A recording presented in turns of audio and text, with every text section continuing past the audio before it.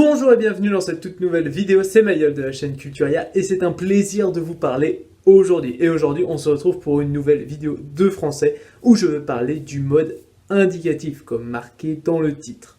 Nous verrons le sens général de ce mode avec les différentes valeurs du présent, de l'imparfait, du passé simple, du futur simple, du passé composé, du plus que parfait, du passé antérieur et pour finir du futur antérieur.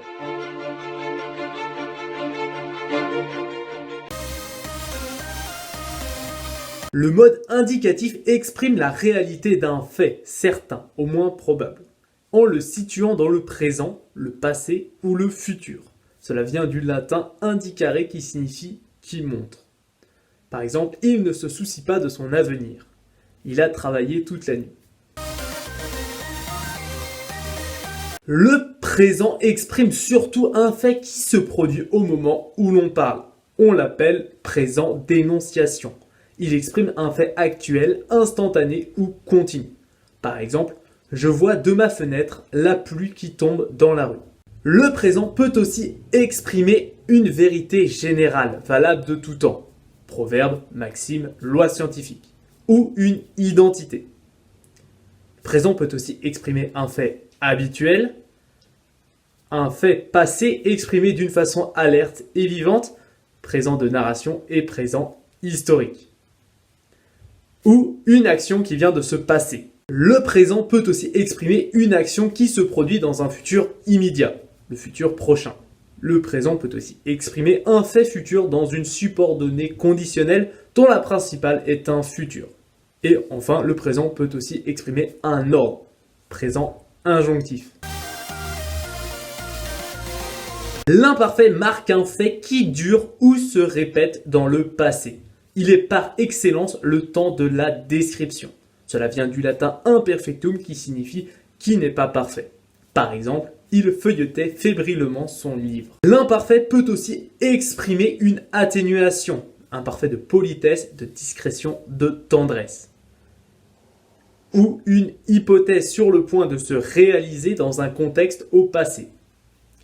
Mais encore, apprécie un fait possible dans l'avenir ou un fait non réalisé dans le présent, et le souhait ou le regret. L'imparfait peut tout d'abord exprimer un fait habituel dans le passé, une action qui se prolonge dans le passé, un passé récent ou un futur prochain par rapport à une autre action passée, un commentaire ou un fait historique en relation avec d'autres faits passés. Le passé simple exprime un fait achevé qui s'est produit à un moment déterminé du passé, sans idée de durée, contrairement à l'imparfait. C'est le temps du récit suivi. Les actions passées sont exprimées dans leur ordre chronologique. C'est l'équivalent du parfait latin. Par exemple, on entendait sans cesse du bruit au grenier, nous y montâmes. L'action précise de monter s'oppose à la durée du bruit entendu. Le passé simple appartient plutôt à la langue écrite qu'à la langue parlée. Dans la langue courante, le passé composé s'est souvent substitué au passé simple. Le passé simple peut aussi exprimer d'autres valeurs. Tout d'abord, le passé simple s'appelle aussi passé historique parce qu'il convient au récit d'événements bien déterminés. Les zouaves pontificaux vinrent au secours de Pie IX sous la conduite du général de Lamoricière en 1860. Le passé simple est aussi employé dans les maximes pour exprimer une vérité générale. Qui ne sait se borner ne sut jamais écrire de poil.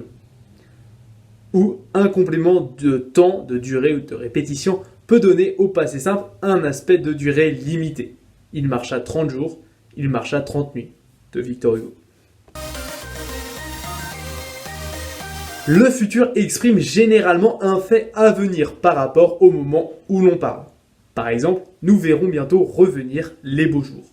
Le futur simple peut aussi exprimer tout d'abord un souhait, forme de politesse ou atténuation. Je vous demanderai la permission de me retirer. Un fait probable ou hypothèse, on a sonné, ce sera le facteur. Un ordre ou une défense, un seul Dieu tu adoreras, une indignation, et nous devrons subir cet affront. Une vérité durable, telle qui rit vendredi, dimanche pleurera. Le passé composé exprime un fait passé entièrement accompli, mais dans un passé indéterminé sans date précise. Par exemple, depuis quelques années, j'ai voyagé souvent à l'étranger. Il peut aussi marquer l'antériorité d'une action passée par rapport à une autre. Dès qu'il a fini son travail, il peut se promener. Dans la langue courante, le passé composé remplace souvent le passé simple. Le passé composé peut aussi exprimer tout d'abord une action achevée dont les effets durent encore, ou une vérité d'expérience. Ça peut aussi exprimer une anticipation ou un futur antérieur. Le plus que parfait exprime un fait passé qui s'est produit avant un autre événement passé. C'est un fait bien fini dans le passé. Le plus que parfait ne peut s'employer seul. Il est toujours en relation avec un autre fait à l'imparfait. Le plus que parfait peut aussi exprimer un fait qui chaque fois s'est répété avant un autre événement passé. Il se rencontre après un subordonnant ou un adverbe. Il peut aussi exprimer après si et un fait qui n'a pas eu lieu.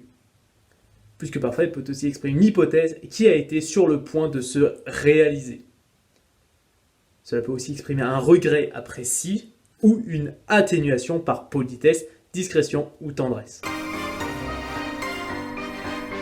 Dans les subordonnés circonstanciels de temps, le passé antérieur marque un fait passé ayant lieu avant un autre fait exprimé au passé simple.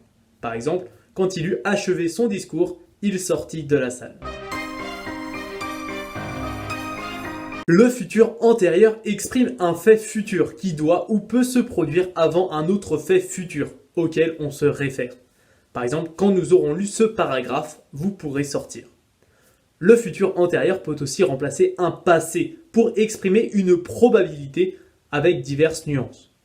Déception, j'aurais travaillé pour rien. Une appréhension, il lui sera arrivé quelque chose. Une atténuation polie ou une excuse, vous vous serez trompé. Voilà, la vidéo est terminée, j'espère qu'elle vous aura plu. N'hésitez pas à vous abonner, à liker ou à mettre un commentaire pour exprimer votre ressenti ou votre opinion. C'était un plaisir, à bientôt.